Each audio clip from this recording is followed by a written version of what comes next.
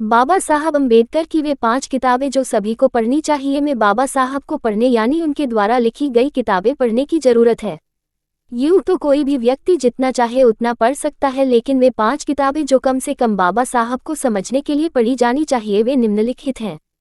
बाबा साहब डॉक्टर भीमराव अंबेडकर को symbol of knowledge कहा जाता है। उन्हें ये सम्मान दिया गया है क्योंकि जीवन भर वे किताबों के बीच रहे। यहीं से होकर उन्होंने भारतीय समाज में उस वर्ग को अधिकार दिलवाए जिनके पास ज्ञान की पहुंच नहीं थी। उन्हीं बाबा साहब का मानना है कि मनुष्य नश्वर हैं, वैसे ही विचार हैं। एक विचार को प्रचारित करने की उतनी ही आवश्यकता होती है जितनी एक पौधे को पानी की आवश्यकता होती है, नहीं तो दोनों मुरझाकर मर जाएंगे। बाबा साहब पर भी यह कथन लागू होता है कि उन्हें प्रासंगिक बनाए रखने के लिए हमें उनके विचारों को जानने के साथ साथ उन्हें प्रसारित करने की जरूरत है। इसके लिए हमें बाबा साहब को पढ़ने यानी उनके द्वारा लिखी गई किताबें पढ़ने की जरूरत है। यूं तो कोई भी व्यक्ति जितना चाहे उतना पढ़ सकता है, लेकिन वे 5 किताबें जो कम से कम बाबा साहब को समझने के लिए पढ़ी जानी चाहिए उनकी बात हम आज इस लेख के जरिए करने जा रहे हैं। एक जाति का विनाश, एनिहिलेशन ऑफ कास्ट, यह एक कभी न दिए जाने वाला भाषण था जिसे डॉक्टर अंबेडकर ने लाहौर में स्थित जाति विरोधी हिंदू समाज सुधारक समूह जात पात तोड़क मंडल द्वारा आयोजित की गई कॉन्फ्रेंस में बोलने के लिए लिखा था। लेकिन जब उन्होंने इस भाषण की प्रति मंडल को प्रकाशित कर प्रसारित करने भेजी तो उन्होंने इसे हिंदू धर्म के खिलाफ पाया और बाबा साहब से इसके कुछ आपत्तिजनक शब्दों वाक्यों को हटाने को कहा। इसके जवाब में डॉक्टर अंबेडकर ने कहा कि वह भाषण में से एक कॉमा तक नहीं हटाएंगे। ऐसा न करने पर मंडल ने कॉन्फ्रेंस में से बाबा साहब का आमंत्रण वापस ले लिया। लेकिन 15 मई 1936 को अपने खुद के खर्चे पर डॉक्टर अंबेडकर ने इस भाषण को एक किताब के रूप में प्रकाशित करवाई। ये भाषण सिर्फ कुछ लोगों को जाति के दंश को बताने भर के लिए नहीं था, बल्कि बाबा साहब ने इसे बहुत व्यवस्थित रूप से लिखा। सामाजिक सुधार कैसे राजनीतिक और आर्थिक सुधार के लिए जरूरी है, इस पर जोर दिया था। इस किताब में वह जाति को श्रम के विभाजन की बजाय श्रमिकों का विभाजन बताते हैं और हिंदू धर्म में इनका शोषण कैसे होता है उसे दिखाते हैं। लेकिन वह सिर्फ इस व्यवस्था की गहरी कमियों के साथ साथ यह भी बताते हैं कि कैसे सिर्फ एक दूसरे के यहाँ खाना खा लेने से, अंतर्जातीय विवाह कर लेने से जाति खत्म नहीं हो जाएगी। वह पांडित्य के लिए क्वालिफिकेशन एग्जाम कैसे रिफॉर्म का जिक्र भी इस किताब में करते हैं। जाति को खत्म करने की उनकी सोच को इस किताब से समझा जा सकता है। भारत में जाति प्रथा, संरचना, उत्पत्ति और विकास, costs in India, their mechanism, genesis and development, यह बाबा साहब द्वारा जाति पर लिखा गया पहला दस्तावेज है जो दरअसल न्यूयॉर्क में 9 मई 1916 को एक एंथ्रोपोलॉजिकल सेमिनार में उन्होंने पढ़ा था। वह इसकी भूमिका अपने विषय के विद्यार्थी होने की विशेषताओं से बनाते हैं और किस तरह भारत की जाति व्यवस्था उनसे और इस विषय से जुड़ी हुई है इसे समझाते हैं। इसमें वह जाति की व्यवस्था के व्यवहार का अवलोकन करते हैं और इसे सैद्धांतिक व्यवहारिक रूप से जटिल बताते हैं।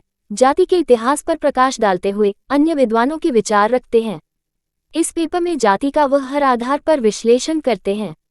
जाति किस तरह समाज में बदलते वक्त के साथ रूप बदलकर जस की तस बनी हुई है, इस पर भी विचार रखते हैं।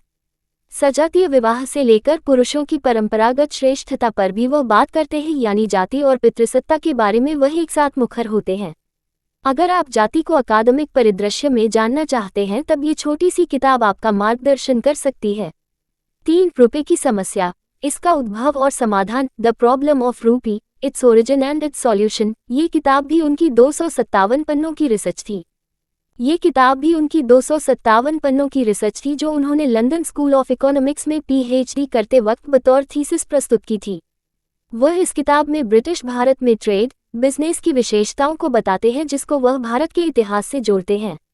मसलन मुगल साम्राज्य में भारतीय अर्थव्यवस्था कैसी थी और इसकी वर्तमान स्थिति कैसी है। अंग्रेजों की आर्थिक नीतियों से लेकर उस वक्त के बजट का भी वह इसमें विश्लेषण करते हैं और भारतीय सरकार की आर्थिक नीतियों की कमियों का पता लगाते हैं। आर्थिक हाल में एक्सचेंज, चेंज, स्टैंडर्ड वैल्यू आदि को देखते हुए वह भारत में अर्थव्यवस्था की विशेषताओं से लेकर उसकी कमियां और उसके समाधान इस किताब में संलग्न हैं। रिजर्व बैंक ऑफ इंडिया इसी किताब से निकल आर्थिक हालात का एक समाधान है। अगर आप इस देश के आर्थिक इतिहास की समझ रखना चाहते हैं और आज के परिप्रेक्ष्य में उसे परिभाषित करना चाहते हैं तब ये किताब मददगार साबित हो सकती है। 4 शूद्र कौन थे, हु वर द शूद्रास, ये किताब साल 1946 में प्रकाशित हुई थी जिसे बाबा साहब ने ज्योतिराव फुले को समर्पित किया था। मूल रूप से यह किताब शूद्र वर्ण की उत्पत्ति को लेकर है कि वह अस्तित्व में कैसे आया था। इंडो आर्यन थियरी के मुताबिक कैसे उन्होंने समाज में चतुर्य वर्ण की नींव रखी, जिसमें ब्राह्मण श्रेष्ठ, क्षत्रिय रक्षक, वैश्य व्यापार और शूद्र के हिस्से इन सबकी सेवा और इनके द्वारा नीच समझे जाने वाले काम आए और इस तरह गैर बराबरी अस्तित्व में आई।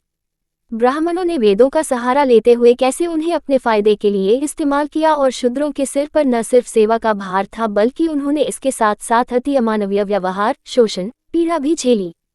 रोमन कानून और ब्राह्मणवादी कानून के बीच का अंतर भी बाबा साहब इसमें स्पष्ट करते हैं। इसमें वही ये भी लिखते हैं कि कैसे शूद्र एक जनजाति का नाम था और उनके इतिहास को हमारे सामने रखते हैं। 5 बुद्ध और उनका धम्म, बुद्ध एंड हिज धम्मा, ये किताब बाबा साहब के मरणोपरांत साल 1957 में सिद्धार्थ कॉलेज पब्लिकेशन, मुंबई ने प्रकाशित की थी। जैसा कि हम जानते ही हैं, बाबा साहब ने अपने जीवन के आखिरी समय में बौद्ध धम्म ग्रहण कर लिया था। बौद्ध धम्म में आने से पहले उन्होंने इसे खूब समझा था और बाकी धर्मों से तुलनात्मक अध्ययन करने के बाद वह इस धर्म में आए थे। इस किताब में उन्होंने सिद्धार्थ गौतम के शुरुआती जीवन से लेकर घर त्यागने आदि जीवन यात्रा के बारे में बारीकी से लिखा है। बौद्ध धर्म क्या है, उसका दर्शन क्या है, धम्म कैसे धर्म से अलग है, संघ के अस्तित्व के क्या मायने हैं आदि विषयों पर बाबा साहब ने प्रकाश डाला है। भिक्षु, अन्यायी आदि लोगों की जिम्मेदारियां, संघ के प्रति जिम्मेदारी आदि बातें इस किताब में सरल तरीके से व्याख्यायित हैं। ये किताब उन व्यक्तियों के लिए एक गाइड बुक हो सकती है जो बुद्ध और उनके धम्म को समझना चाहते हैं। बाबा साहब ने बौद्ध धर्म का नव प्रसार इस देश में धर्म परिवर्तन कर शुरू किया था, जिसका उद्देश्य हिंदू धर्म में शोषण सह रहे शूद्र, अछूत लोगों को हिंदू धर्म के कानूनों से मुक्त करने का था और एक गरिमा में जीवन जीना का था। यहाँ मुहैया सूचना सिर्फ मान्यताओं और जानकारियों पर आधारित है। यहाँ ये बताना जरूरी है कि यह मेरा वीडियो किसी भी तरह की मान्यता, जानकारी की पुष्टि नहीं करता है। किसी भी जानकारी या मान्यता को अमल में लाने से पहले संबंधित विशेषज्ञ से सलाह लें।